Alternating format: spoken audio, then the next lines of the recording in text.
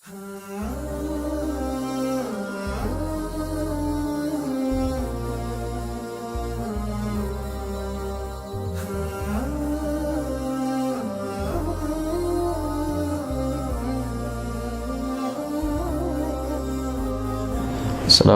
warahmatullahi wabarakatuh. Waalaikumsalam warahmatullahi wabarakatuh. Innal hamdalillah nahmaduhu wa nasta'inuhu wa nastaghfiruh wa nastahdi wa natubu ilaihi wa na'udzu billahi min shururi anfusina wa sayyiati a'malina. Man yahdihillahu fala mudilla lahu wa man yudlil fala hadiya lahu. Asyhadu an la ilaha illallah wahdahu la syarika lahu wa asyhadu anna Muhammadan abduhu wa rasuluhu la nabiyya wa la rasula ba'dah. Allahumma 'allimna ma yanfa'una wanfa'na bima 'allamtana wa zidna ilman ya rabbal alamin. Amma ba'd, ma'asyiral muslimin rahimani wa rahimakumullah. Para jamaah salat maghrib Masjid Nurul Huda yang semoga dirahmati Allah Subhanahu wa taala. Alhamdulillah, puji dan syukur tidak bosan-bosannya senantiasa kita panjatkan kehadirat Allah Subhanahu wa taala, karena memang Allah adalah zat yang berhak dipuji dan dipuja.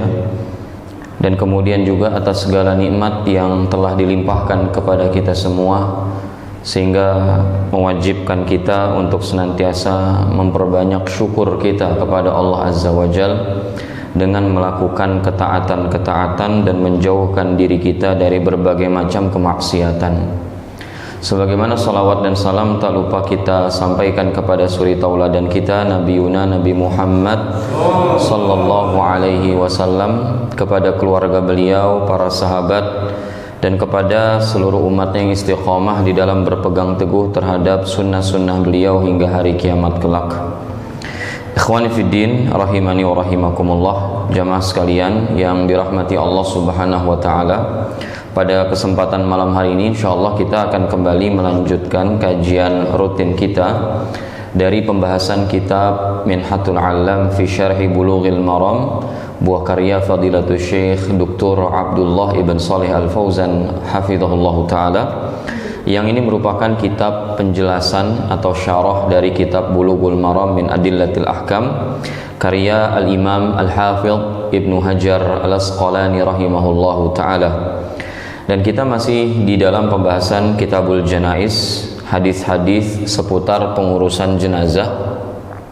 Hadis yang akan kita bahas pada kesempatan malam hari ini adalah hadis ke-36 dari urutan bab, yaitu tentang masyru'iyatul isra bil janazah, anjuran untuk bersegera untuk mengurusi jenazah dan memakamkan jenazah.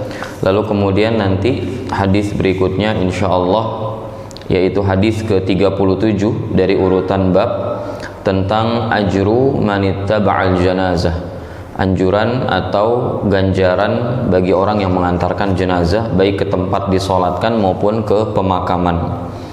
Hadis yang pertama jamaah akan kita bahas, hadis yang diriwayatkan oleh Abu Hurairah radhiyallahu taala anhu, anin Nabi sallallahu alaihi wasallam qala, diriwayatkan dari Nabi sallallahu alaihi wasallam bersabda, asri'u bil janazah, bersegeralah dalam urusan jenazah, fa in taku salihatan, karena jika jenazah itu adalah sosok orang yang saleh, fa khairun tuqaddimunaha ilaih, maka itu merupakan kebaikan yang kalian segerakan orang soleh itu untuk mendapatkannya.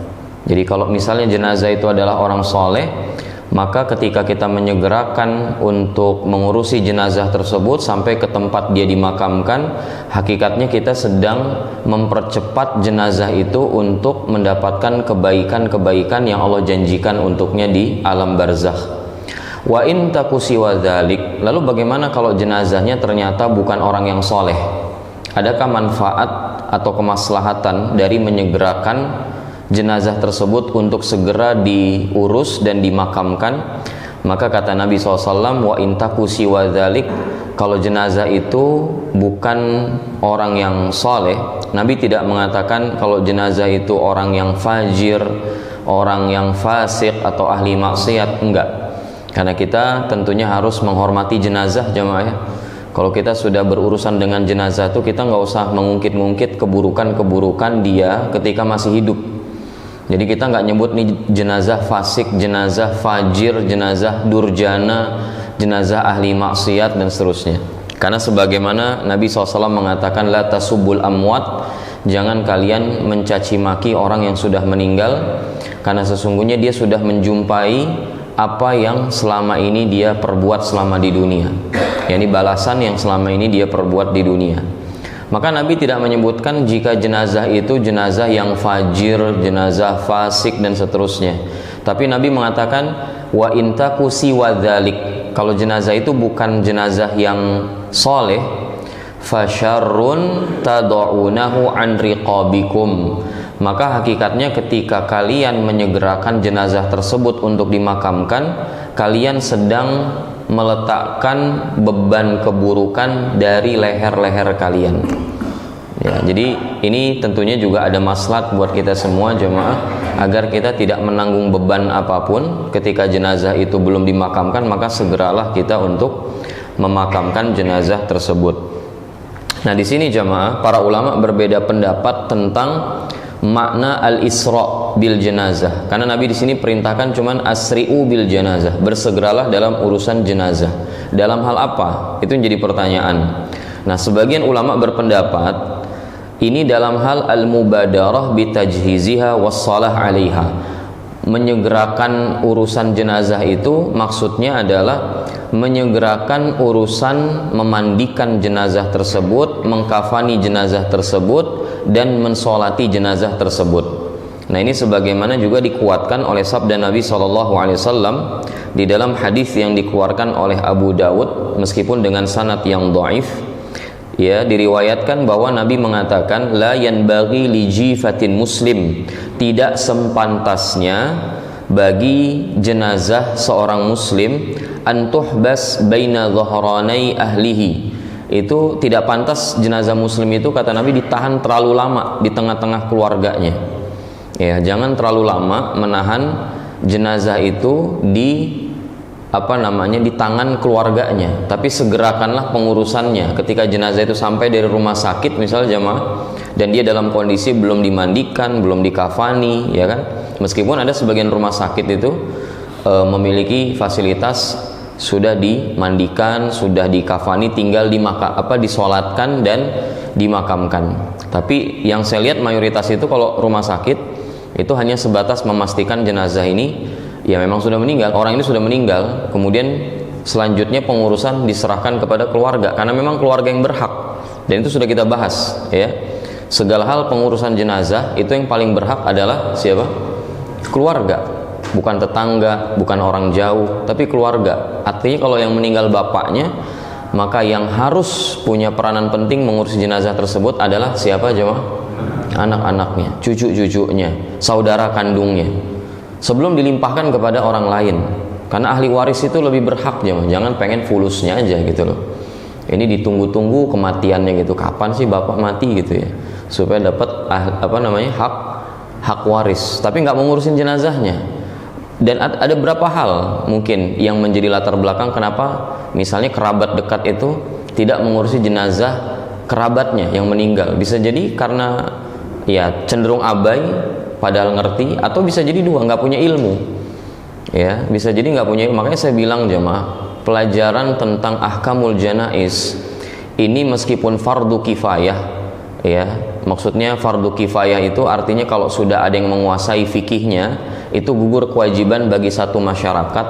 Tapi kalau bisa kita jadikannya sebagai fardu ain buat individu kita. Maksudnya per keluarga itu ada yang harus menguasai fikih janaiz. Jangan bapaknya aja yang belajar, anaknya juga diajarin nanti Pak, dilibatkan. Kenapa? Karena kalau bapak doang yang belajar, fikihnya di kepala bapak, nanti anak-anak nggak paham gitu loh. Jadi pulang dari sini bawa oleh-oleh, maksudnya ajarkan juga kepada anak-anak kita, kepada cucu-cucu kita, nanti kalau bapak meninggal, kakek meninggal, nanti kamu ngurusinnya gini dan seterusnya. Ya, sebagaimana yang disampaikan oleh Nabi SAW dan sudah kita bahas dari sejak sakaratul maut ya sampai kemudian dipastikan kematiannya, bab memandikan, bab mengkafani, sampai bab disolatkan dan sampai nanti bab pemakaman. Ya, jadi di sini jamaah yang Allah muliakan, sebagian ulama berpendapat bahwa menyegerakan urusan jenazah itu artinya adalah al-mubadarah bitajhiziha was-shalah 'alaiha. Menyegerakan memandikannya, kemudian mengkafaninya dan mensolatkannya. Pendapat kedua mengatakan bahwa yang dimaksud menyegerakan jenazah itu, urusan jenazah, al-isra' bis-sayr fiha ila qabriha, menyegerakan perjalanan menuju kuburannya, menuju tempat pemakamannya. Nah, ini pendapat mayoritas ulama. Ya, ini pendapat mayoritas ulama bahwa yang dimaksud menyegerakan jenazah itu artinya ketika kita bawa jenazah itu dipercepat jalannya. Ya, dipercepat jalannya. Wa yu'ayyid hadza ma rawahu Uyainah ibn Abdurrahman. Di antara dalil yang menguatkan pendapat jumhur bahwa yang dimaksud menyegerakan urusan jenazah itu adalah mempercepat jalan ketika kita hendak mengantarkan jenazah ke pemakaman. Hadis dari Uyainah bin Abdurrahman an abihi, dari bapaknya, annahu kana fi janazati Utsman ibn Abil As. Dahulu bapaknya ini pernah menghadiri jenazahnya Utsman ibn Abil As radhiyallahu taala an, sahabat Nabi. Wa kunna namshi masyan khafifan, dan pada saat itu kita pas bawa jenazah, dulu kan orang ketika hendak mengantarkan jenazah ke tempat disolatkan dan ke tempat pemakamannya itu kan digotong jamaah ya. Nah, itu jalannya terlalu pelan, kata Utsman, kata siapa namanya, bapaknya Uyainah ibn Abdurrahman, agak lambat jalannya. Maka kemudian falahikna Abu Bakrah radhiyallahu an. Ya, tidak lama kemudian disusul oleh Abu Bakrah, sahabat Nabi, dari belakang. Dia merangsek ke barisan jamaah yang mengantarkan jenazah. Wa rafa'a sautahu, dan dia mengangkat suaranya. Faqal, dia berkata, Abu Bakrah berkata, laqad ra'aituna wa nahnu ma'a Rasulillah sallallahu alaihi wasallam narmulu ramalan. Dahulu kita pernah nganterin jenazah dan bersama kami Rasulullah sallallahu alaihi wasallam. Jadi Nabi waktu itu nganter jenazah, narmulu ramalan. Waktu itu kami dan Nabi jalan itu agak cepat gitu loh, enggak lambat kayak kalian. Nah, sehingga ini menurut para ulama menjadi dalil penguat untuk menguatkan argumen. Jadi yang dimaksud menyegerakan jenazah itu adalah menyegerakan jalannya gitu loh, jangan terlalu lambat. Wadh-dhahir, meskipun kata Syekh Dr. Abdullah Al-Fauzan hafizahullah, yang lebih kuat, yang lebih tampak, yang lebih dekat dengan kebenaran dalam masalah ini, annahu la mani' ma hamlil isra' 'ala al-mubadarah bi tajhiziha wal isra' bis sayri fiha ila qabriha. Tidak masalah kita memaknai menyegerakan urusan jenazah itu dengan menyegerakan urusan mandikannya, kemudian mengkafaninya sampai disolatkan. Nggak masalah kita bawa pemahaman hadis menyegerakan urusan jenazah ke dalam konteks tersebut. Wal isra'u bisair fiha ila qabriha, termasuk juga kita fahami makna yang kedua, yaitu menyegerakan jalannya gitu loh, jangan terlalu lambat. Karena memang kata beliau, idza kana al-isra' athna'a hamliha ma'muran bihi fal isra' fi tajhiziha was salati 'alaiha min babi aula. Karena kalau misalnya yang dimaksud di sini menyegerakan jenazah adalah mempercepat jalan untuk ke tempat pemakaman sehingga kita lebih cepat memakamkan jenazah, harusnya kalau kita pahami seperti itu, kita juga harusnya memahami pemahaman yang pertama. Jadi nggak mungkin kita mempercepat jenazah sementara jenazahnya belum dimandikan, belum dikafani, belum disolati.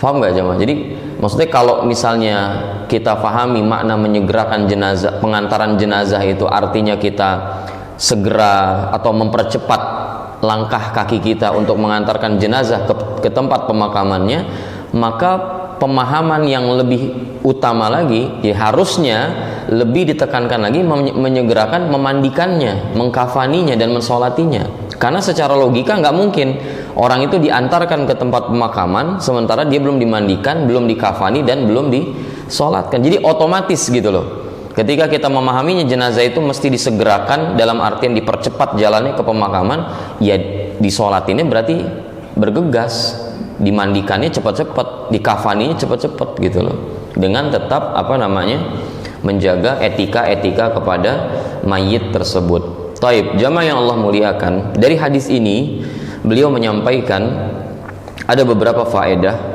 Yang pertama, al-haditsu dalil ala masyru'iyatil isra' fi tajhizil mayyit wal mubadarah bi tawsilihi was salati alaihi wa dufni. Hadis ini jelas menunjukkan anjuran untuk menyegerakan pengurusan jenazah, ya, baik memandikannya, menyolatkannya, dan sampai memakamkannya. Wa dzalika li anna al-mayyit in kana salihan fal isra'u bi tajhizihi wa dufnihi min maslahatihi. Karena sesungguhnya kalau mayit itu soleh, dia orang soleh, ya, dan tahu soleh atau tidaknya, tentunya kalau kita cuman tahu sebatas zohir jemaah, kita nggak ada yang bisa memastikan mayit ini soleh apa enggak. Emang ada yang bisa jemaah di antara kita ini memastikan, oh ini mayit yang soleh, ini mayit yang tidak soleh.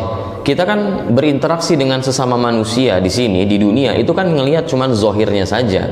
Zohirnya sering ke masjid, zohirnya ahli ibadah, zohirnya suka datang ke kajian, tapi batinnya yang menentukan dia soleh atau tidak, yang tahu pastinya siapa? Allah Subhanahu wa ta'ala. Makanya kita memaksudkan sabda Nabi SAW, kalau mayit itu soleh, maksudnya secara zohir, secara zohirnya, tampilannya dia soleh, aktivis majelis ilmu, jamaah sholat 5 waktu dan seterusnya, maka kata beliau alaihi salatu wassalam, itu akan menjadi kemaslahatan buat si mayit, menyegerakan mayit ini untuk cepat sampai ke tempat pemakamannya, itu merupakan kemaslahatan buat si mayit, dan makanya nanti pahalanya besar jamaah, pahalanya itu besar, nanti sebagaimana disebutkan di hadis berikutnya. Lil mubadarah bi isalihi ila ma a'adda Allahu lahu minan na'imi wasururi fi qabri. Karena ketika kita menyegerakan supaya mayit itu cepat-cepat nyampe ke kuburan, jadi bukan berarti kamu nih udah nggak rindu sama dia, kamu nih udah nggak cinta, kamu nih udah nggak sayang, bukan kayak gitu.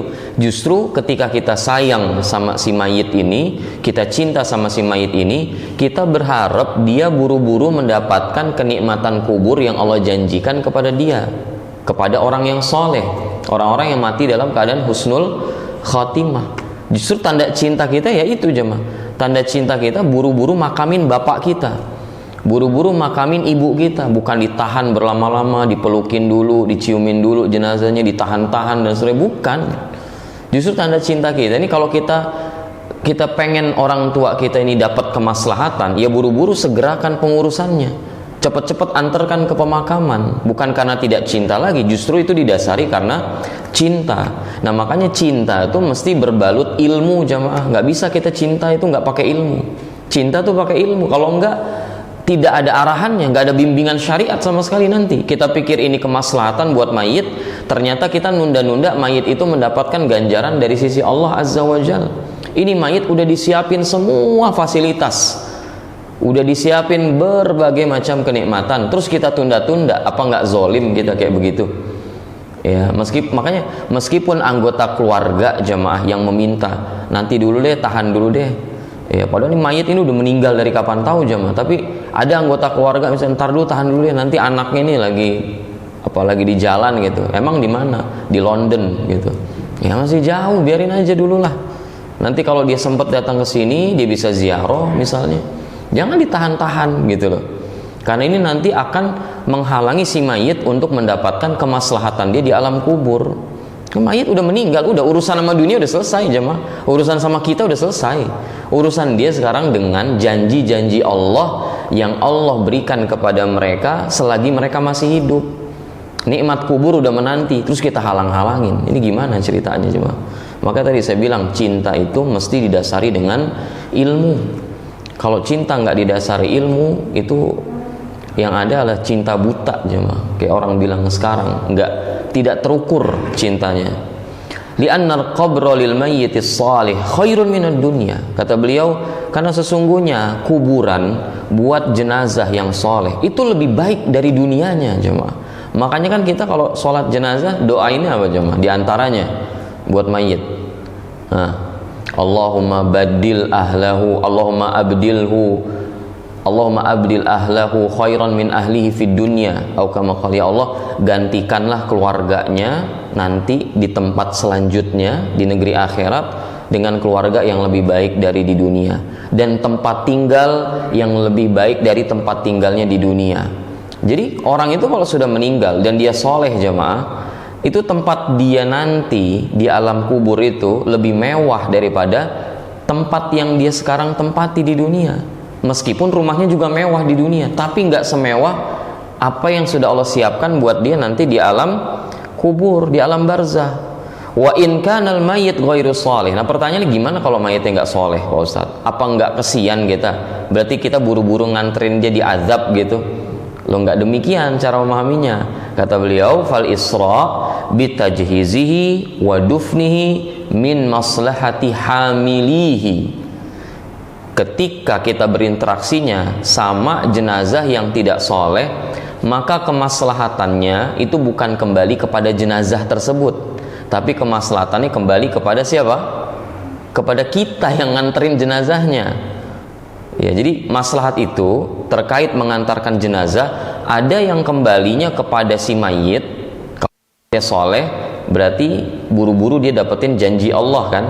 Nah itu berarti kemaslahatannya kembali kepada si mayit. Tapi kalau mayitnya tidak soleh, kemaslahatannya kembali kepada kita yang mengantarkan jenazah tersebut. Haitsu yada'una an riqabihim syarra. Karena ketika kita meletakkan jenazah tersebut di liang lahat, maka hakikatnya kita meletakkan beban dosa si mayit, artinya keburukan si mayit dari pundak-pundak kita. Buru-buru kita limpahin ke alam kubur tersebut. Ngapain nanggung orang lama-lama yang nggak soleh gitu kan? Wong bumi aja jamaah istirahat dari orang yang fajir, kata Nabi SAW. Bumi itu dari orang-orang yang suka berbuat kerusakan di atasnya itu beristirahat dari. Jadi seorang itu kalau meninggal, ya ada yang beristirahat di alam barzah dan merasakan kenikmatan-kenikmatan dunia. Ada yang manusia lain itu diistirahatkan dari dia. Ya, kayak yang sekarang kita saksikan para mujahidin di Palestina, dan diantara yang belum lama Ismail Haniyah rahimahullah, kita berharap beliau husnul khatimah, diterima sebagai syuhada, dan gak lama kemudian disusul lagi oleh penerusnya, ya seorang kesatria batol pahlawan Yahya Sinwar, ya ketika beliau menjemput syahidnya insyaallah. Nah, beliau beristirahat sudah jamaah dari peperangan, dari lelahnya memperjuangkan Al-Quds. Ya, capek, negeri dunia ini negeri buat berlalahan, bukan buat nyantai-nyantai jemaah. Ya, buat sholat subuh pagi-pagi udah dibangunin, nggak langsung istirahat lagi, ya, karena nggak boleh tidur pagi-pagi jemaah. Langsung lagi baca Quran. Yang masih aktif ke kantor, pergi ke kantor, cari nafkah dan seterusnya.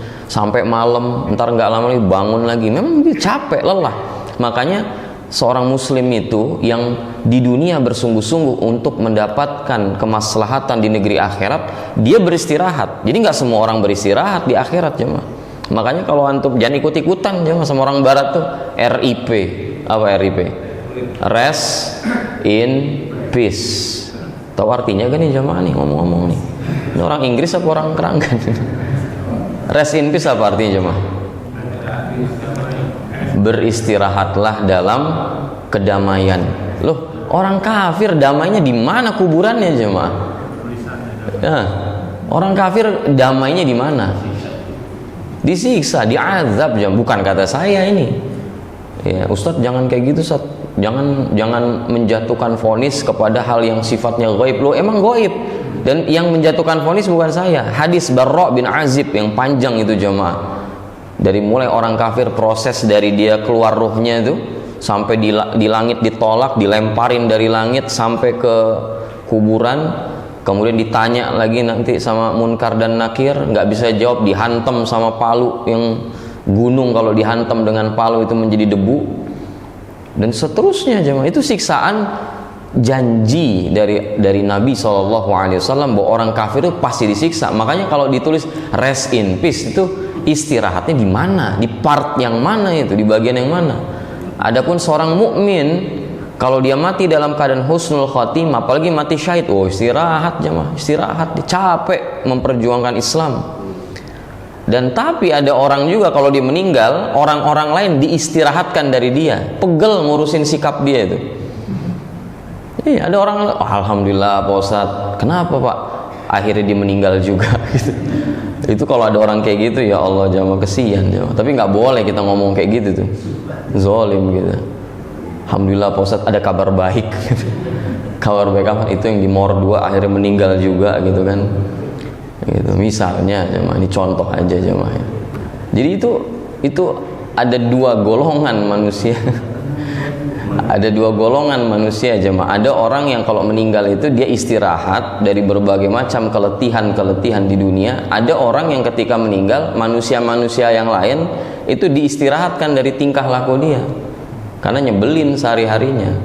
Nah kalau dia nyebelin, ini orang fajir, orang fasik, orang durjana, maka ya buru-buru kita letakin mayit itu di kuburan. Yang ngapain nanggung beban lama-lama di pundak kita gitu loh. Nah jadi mau itu orang yang soleh atau yang tidak soleh, tetap ada maslahatnya menyegerakan mayit tersebut untuk kita antarkan ke tempat pemakamannya.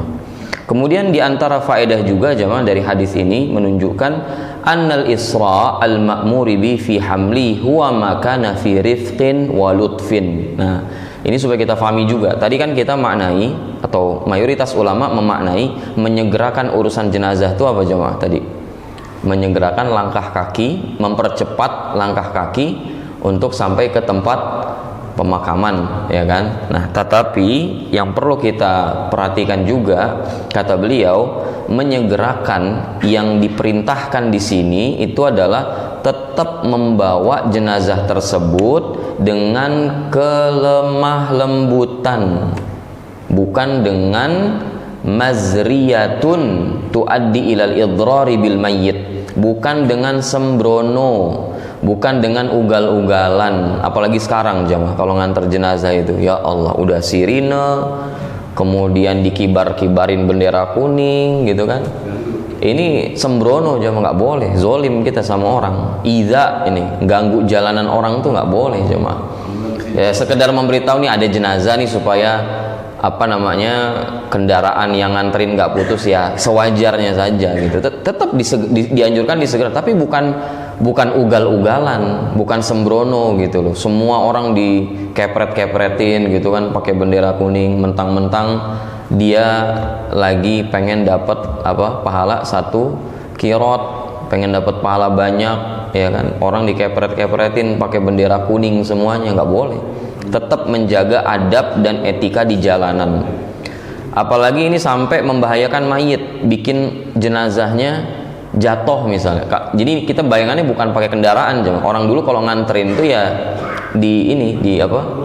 dipikul. Kalau terlalu cepet jalannya juga dan ugal-ugalan, yang ada tuh jenazahnya apa? Lu bukan capek kan, jenazah di bawah. Masa jenazahnya capek? Kecuali jenazahnya jalan sendiri. Autu addi ila it'ab man yushayyi'u. Jadi entah itu mudorot buat jenazah, jatuh tuh mayit, atau maldorohnya kena sama yang bawa. Capek bener tadi, kelelahan buat yang bawa. Kalau jenazahnya mah anteng dia mah insyaallah. Antum jangan berpikir jenazahnya itu nanti bang pelan-pelan bang. Fal matlub mura'atus sunnah bil isra wa mura'atur rifqi bil mayyit. Yang dituntut dari hadis ini jamaah untuk kita amalkan, tetap memperhatikan sunnah Nabi SAW dan tetap memperhatikan kelemah lembutan untuk si mayit. Jangan sembrono, jangan ugal-ugalan. Wa amma ma yaf'aluhu katsirun minan nas fi hadzal zaman, adapun yang dilakukan oleh banyak orang pada masa kini, kata beliau, min ta'khiril mayyit, dari menunda-nunda pengurusan jenazah, yauman au yaumain, sehari 2 hari dibiarin aja. Apalagi ada di mana gitu jemaah. Tapi ini bukan muslim sih ya, di daerah mana? Ternate ya. Atau Ternate ya kisahnya. Kalau ada jenazah meninggal itu, kalau keluarganya nggak punya uang ratusan juta untuk membuat upacara pelepasan jenazah, itu nggak dimakamin tuh jenazahnya tuh. Jadi dibiarin aja sampai keluarganya punya uang untuk nyembelih kerbau gitu kan, untuk makan-makan gitu. Baru jenazahnya dimakam. Jadi jenazah itu bisa, tapi nggak dimakamin juga sih, yang saya tahu juga bukan dimakamin, diawetin di bukit taruhnya. Iya, Toraja ya, daerah Toraja itu. Jadi dia kalau belum ada fulus buat bikin upacara pelepasan jenazah itu jenazah bisa berpekan-pekan itu di rumah dan diawetin ya, kalau nggak bau busuk kan, dan itu pun nggak dimakamkan tapi ditaruh di bukit-bukit. Nah ini nggak dibenarkan jamaah. Kalau menundanya itu sampai sehari, 2 hari, 3 hari, min ajli huduri ba'di aqaribi, hanya untuk menunggu kerabat dekatnya atau sebagian kerabatnya. Au linaqli min baladin ila akhar, atau untuk memindahkan jenazah tersebut dari satu negeri ke negeri yang lain. Akhirnya kan pemakamannya jadi tertunda. Karena misalnya perjalanan dari satu negeri ke negeri yang lain butuh seharian atau butuh 2 hari. Nah ini juga nggak diperkenankan. Fahada fihi mukhalafatu wadihatu lil amri bil isra' bitajhizi wa dufni. Ini merupakan bentuk mukhalafah, menyelisihi yang sangat nyata dari perintah Nabi SAW tadi agar kita menyegerakan urusan jenazah termasuk pemakamannya. Amma ta'khiru waqtan yasira, adapun kalau menundanya cuman sebentar, waktu yang sedikit, kasa'atin aw sa'atain, kita tunda sejam 2 jam nunggu keluarganya yang lagi di perjalanannya cuman 1,5 jam misalnya. Ya, au yamutu awwalan nahar fayuakhkhar ila adh-dhuhr au ila salatil jum'ah mathalan, atau dia misalnya meninggalnya pagi hari jam 7, kemudian kita tunda sampai pelaksanaan sholat zuhur atau pelaksanaan sholat Jumat supaya banyak orang yang mensolati jenazah tersebut, maka yang demikian insyaallah tidak mengapa. Fala mani, kata beliau, insyaallah. Au yu'akhkhar li gharadin akhar, atau ditunda pengurusan jenazah tersebut karena ada tujuan yang sifatnya maslahat. Seperti apa contohnya? Kata beliau, kal bahthi fi sababi mauti. Misalnya yang meninggal orang penting, pejabat ya, penguasa atau raja. Ya, dia orang yang kalau meninggalnya nggak wajar misalnya. Ada dugaan dia diracun atau dibunuh oleh seseorang. Maka untuk menyelidiki, untuk tujuan forensik, akhirnya pemakamannya bahkan pengurusan jenazahnya ditunda. Tapi karena ada maslahat itu, fala haraj, kata beliau, ini tidak mengapa insyaallah. Li'anna fi dzalika maslahatun zahiratun, karena di dalam penundaan itu ada maslahat yang jelas. Kayak tadi misalnya ditunda meninggal jam 10 ya, jam 10 ke zuhur kan cuman sebentar, 2 jam atau 1,5 jam. Ya udah ditunda dulu supaya nanti yang sholatin jenazahnya adalah jamaah yang sholat zuhur. Tapi kalau misalnya mohon maaf meninggalnya malam, tengah malam, meninggalnya jam 3 lah, 3 malam atau jam 2 malam, kemudian jenazah udah di rumah tuh udah dari jam 2:30 gitu kan, itu jangan nunggu zuhur lagi kalau bisa jemaah. Ya pagi-pagi langsung sholatin aja, diumumkan, disolatkan, udah berapa aja yang sholatin. Qadarullah, ya kan. Kalau nanti ada yang menyusul nyolatin di pemakaman itu udah kita bahas hadisnya. Ya, tetapi supaya tidak menunda-nunda pelaksanaan pemakaman, kita ini sebagai DKM, karena DKM kan biasanya dilibatkan, ya kan. Maksudnya diminta masukannya gimana nih, disolatin kapan ya, antum nanti bertanggung jawab jemaah ya untuk kasih masukan aja. Tapi urusan dia nanti, udah deh nanti aja tunggu Jumatan, padahal meninggal dari malam gitu. Itu menunda yang cukup lama jemaah. Kesian kalau dia orang soleh, tertunda dia mendapatkan nikmat kuburnya, sementara tempat dia yang lebih baik ketika dia sudah meninggal adalah kuburan dia, bukan lagi rumahnya. Dan kemudian kata beliau, di antara faedah dari hadis ini menunjukkan bahwa anna sunnah hamlul mayyit alal a'naq. Nah ini sunnah yang mulai terlupakan, dan pernah saya bahas juga ini ya, bahwa sunnah mengantarkan jenazah itu adalah memikul jenazah tersebut di pundak kita. Ya, itu sunnah mengantarkan jenazah ke tempat disolatkan maupun ke pemakaman. Wa yajuzu hamlu 'ala dabbatin aw sayyarah li gharadin sahih. Dibolehkan mengantarkan jenazah dengan kendaraan atau dengan mobil khusus kalau tujuannya dibenarkan. Kalau tujuannya benar, ka bu'dil maqbarah, kayak misalnya kuburannya terlalu jauh Dikuburnya di mana? Di Tapos. Kalau jalan kaki ke Tapos gimana kira-kira jemaah? Kalau nganter jenazah aja gempor. Kalau jalan kuat dari sini sampai Surabaya ya. Hah?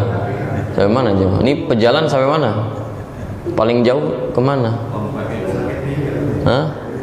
Kalau jalan kan nggak bawa mayit, makanya belajar dari sekarang coba jalan sambil bawa mayit. Jadi training dulu gitu loh. Gitu coba. Jadi kalau misalnya jauh nggak apa-apa, tapi kalau deket dari sini ke Pondok Ranggon bisa jalan kaki gak cuma? Bisa, cuman kitanya males gitu. Bisa aja mah. Kalau Pondok Ranggon bisa, kecuali di Jatisari itu kan jauh. Pondok Ranggon bisa, nggak terlalu jauh. Ya, tetapi ya gitu. Kita ini lebih karena fasilitas berkembang, sarana transportasi sekarang udah berkembang, akhirnya malah jadi malas. Itu emang udah sunatullahnya coba. Kayak dulu penuntut ilmu tuh kalau misalnya mau mencari hadis, dia harus jalan kaki, ya. Dia harus naik kuda, dia harus naik unta, dia capek, panas gitu kan. Tapi berkah tuh, Imam Bukhari bisa ngumpulin Sahih Bukhari, Imam Tirmidzi bisa ngumpulin Sunan Tirmidzi, ribuan riwayat jamaah beserta sanadnya. Ngumpulin hadis itu nggak gampang. Pergi dari satu kota ke kota yang lain, negeri yang satu ke negeri yang lain, dan belum ada mobil, belum ada Grab dulu. Kalau capek nggak bisa pakai Grab, nggak bisa pakai Gokar. Tapi berkah ilmunya, karena memang perjuangannya itu luar biasa. Tapi orang sekarang itu ya Allah, fasilitas mobil ada, motor ada, kuliah nggak kelar-kelar cuma sampai 15 semester gitu kan. Nah itu kekurangan hari ini jemaah. Jadi sarananya berkembang pesat, tapi makin buat kita jadi apa? Males gitu. Coba Imam Bukhari dulu jemaah, udah ada Google, wah bukan Sahih Bukhari lagi itu jemaah. Oh iya, tinggal ketik aja gitu kan. Mbah Google, tolong kabari saya tentang nama perawi ini, Fulan bin Fulan. Udah, langsung keluar namanya itu kan hari ini. Tapi dulu beliau enggak, jalan jemaah, ya kan. Sampai ada riwayat Imam Bukhari itu saking kehabisan bekalnya itu buat menuntut ilmu, itu bajunya dijualin sama dia jemaah. Jadi Imam Bukhari itu pernah di titik di mana beliau itu mau nuntut ilmu nggak bisa karena nggak punya baju. Sampai akhirnya dia bersembunyi di rumah kosong. Itu teman-temannya tuh yang biasa nyari hadis sama beliau, nyariin beliau nggak ketemu tuh, udah sepekan. Dikiranya sakit tapi nggak kelihatan orang, tiba-tiba ngilang aja gitu Imam Bukhari. Sampai hari didapati lagi di rumah kosong, nggak pakai busana. Akhirnya temannya patungan tuh PT-PT itu buat beliin Imam Bukhari baju, beliin buku beliin tinta, dibelikan sarana buat menuntut ilmu, baru bisa duduk lagi di majelis. Makanya bener kata para ulama kita jemaah, man talabal haditsa aflas. Orang yang mencari ilmu hadis itu pasti bangkrut. Bangkrut dalam tanda kutip, maksudnya habis sudah pasti perbekalannya. Kalau hadis nggak kayak fikih jemaah. Hadis itu pindah dari satu kota ke kota yang lain, negeri satu negeri yang lain. Hari itu ya. Tapi kalau hari ini kan hadis tinggal Maktabah Syamilah, Google, ya kan? Instagram gitu. Udah banyak banget kita kalau mau tahu biografi seorang ulama, seorang syekh, hari ini mah gampang jemaah. Nah makanya tadi saya bilang saking gampangnya fasilitas, hari ini jadi males kita. Dulu fasilitas susah, orang semangat nuntut ilmu, orang semangat beribadah. Ya dulu Masjid Nabawi kan belum kayak sekarang jemaah. Ada AC-nya lah, karpetnya nyaman, wanginya luar biasa, sejuk. Tapi nggak kuat kita berlama-lama di Masjid Nabawi, di hotel aja bawaannya. Lalu dapat kesempatan itu untuk beribadah di Masjid Nabawi. Kalau pas di Keranggan aja, ya Allah pengen deh ibadah di Masjid Nabawi. Nyampe Madinah mah di hotel-hotel lagi, jamaah tidur rebahan dia. Ntar mau sholat aja baru ke sana. Kalau nggak sholat balik lagi ke hotel, belanja lagi kan. Itu karakter orang Indonesia tuh kayak gitu, kebaca semuanya jamaah. Nah ini menuntut kita ya supaya sedikit effort gitu loh jamaah. Kalau kita beribadah kepada Allah totalitas. Nabi itu kata Ibunda Aisyah radhiyallahu anha, ya Nabi SAW mengatakan innallaha yuhibbu, sesungguhnya Allah itu mencintai seorang hamba idza amila amalan atqana fih. Allah tuh cinta sama hamba kalau udah ngelakuin suatu amalan tuh serius ya, totalitas gitu loh. Jadi abis-abisan. Dan diantara totalitas orang nganter jenazah apa? Jalan kaki, dipikul jenazahnya. Tapi saya juga pikul Pak Ustadz jenazah dari rumah ke Masjid Nurul Huda, dari Nurul Huda ke ambulan, kan dipikul tuh. Ya pahalanya di situ doang berarti cuma pahala mikulnya sampai di situ doang. Nah jadi ini ada dua hal yang kita perhatikan jamaah. Kenapa mesti dipikul? Kenapa sebaiknya tidak diantarkan dengan kendaraan? Karena pertama, fihi mukhalafatu lis-sunnah. Nganterin jenazah dengan kendaraan tuh menyelisih sunnah. Yang jelas tuh itu. Karena dulu juga ada kendaraan. Bisa-bisa aja Nabi nganter itu pakai kendaraan. Tapi seperti yang udah kita bahas, Nabi nganter jenazah jalan kaki, pulang dibonceng pakai kendaraan. Jadi pulangnya nggak masalah. Pulangnya itu pakai kendaraan nggak masalah. Tetapi nganterin itu usahakan apa? Jalan kaki. Nah makanya untuk mengantisipasi biar pulang nggak nyeker, pulangnya nggak jalan kaki, sebagian bawa kendaraan, sebagian nganter jenazah yang masih mudah diakses untuk ke tempat pemakaman dengan jalan kaki, sebagiannya jalan kaki diusahakan. Ya, sebagian jalan kaki, sebagian naik kendaraan tuh nolong tuh. Jadi pulang nanti bisa barengan sama yang bawa kendaraan. Ini kan enggak, kita berangkat dibonceng sama si A, pulang dibonceng sama si B, pindah kendaraan aja. Tapi ujung-ujungnya kita nganter pakai kendaraan, pulang juga pakai kendaraan. Sudah isya jemaah? Itu ngajan siapa tuh? Pelanggaran tuh berarti itu. Tapi ada pertanyaan jemaah? Kayaknya kita nggak bisa melanjutkan ke hadis yang kedua, keterbatasan waktu. Ya, Ustaz. Iya Pak, silakan Pak. Assalamualaikum warahmatullahi wabarakatuh. Waalaikumsalam warahmatullahi wabarakatuh. Yang disegerakan ada tiga. Satu, azan segera sholat. Kedua, meninggal segera dikuburkan. Ketiga, janda kalau jodoh segera. Iya. Ketiga. Iya. Sekarang ada pertanyaan. Sekarang ada pertanyaan. Di manakah roh saat dia meninggal sebelum dikuburkan? Di dalam hadis Barra bin Azib, jemaah, di dalam hadis Barra bin Azib radhiyallahu anhu, hadisnya panjang. Nanti coba ini aja di searching di Google. Tadi saya bilang manfaatin Google tuh buat searching kayak gituan. Hadis Barra bin Azib tentang proses keluarnya ruh dari jasad, baik ruhnya mukmin maupun ruhnya kafir. Kata Nabi SAW, ruh itu ketika dia sudah dicabut sama malaikat maut, maka itu nggak akan dibiarkan berlama-lama di tangannya malaikat maut, tapi segera diletakkan di kain kafan. Baik kain kafan itu datang dari surga kalau ruh mukmin, atau kain kafan dari neraka kalau ruh itu ruh orang kafir. Lalu kemudian dibawa ke langit. Kalau ruh orang mukmin itu, malaikat yang membawa itu setiap minta dibukakan pintu langit pertama, kedua, ketiga, dibukain semua. Satu dibukain, pintu kedua dibukain. Kenapa? Aromanya itu tercium wangi. Malaikat itu senang yang wangi-wangi cuma. Dan ruh orang beriman itu mengeluarkan aroma yang sangat wangi kalau dia meninggal.